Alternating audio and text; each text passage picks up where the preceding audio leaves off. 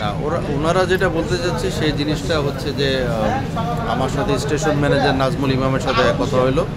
তা ওনারা যেটা বলতেছে যে ওনাদের এক্সকিউজটা হচ্ছে যে টেকনিক্যাল হয়ে গেছে, ফ্লাইট টেকনিক্যাল প্রবলেমের কারণে এখন ফ্লাইট দিতে পারছে না, সন্ধ্যা 7টার সময় দিবে।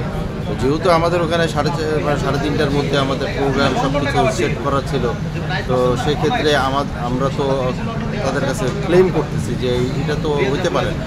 আচ্ছা আচ্ছা। তো আমাদের এটাকে হয়তো অন্য ফ্লাইটে বা অন্য কোনো ওয়েতে নিয়ে যায়।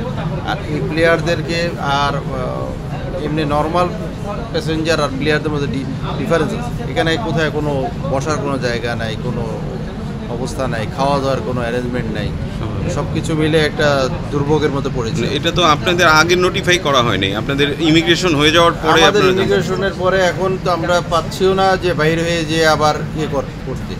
আচ্ছা আচ্ছা। তো সেই ক্ষেত্রে একটা দুর্ভোগের মধ্যে পড়েছি আমরা। তো এখন ওনাদের সাথে কথা বলতেছি, আমি বিএফএফও ইনফর্ম করেছি, দেখা যাক কী বলে। তো এরকম একটা অনাকাঙ্ক্ষিত ঘটনা দেশে হবে এবং দেশের মানে রাষ্ট্রের বিমান এয়ারলাইন্সে যাচ্ছেন, মানে এটা একটু আনফর্চুনেট মনে হচ্ছে না?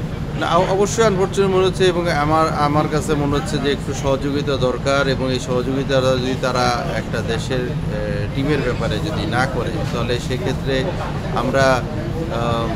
আমরা যে সমস্ত জটিলতায় পড়ি, আমি ওনাকে বোঝালাম যে আমরা যদি ফিফা কানেক্টে ঢুকতে না পারি তখন আমাদেরকে অনেক কথা শুনতে হয়। তো সেই ক্ষেত্রে এখন এই যে আমরা অন টাইমে ঢুকতে পারছি না, যেতে পারতেছি না, সেই ক্ষেত্রে আমাদের কী করণীয় আছে, ওনারা কী করবে।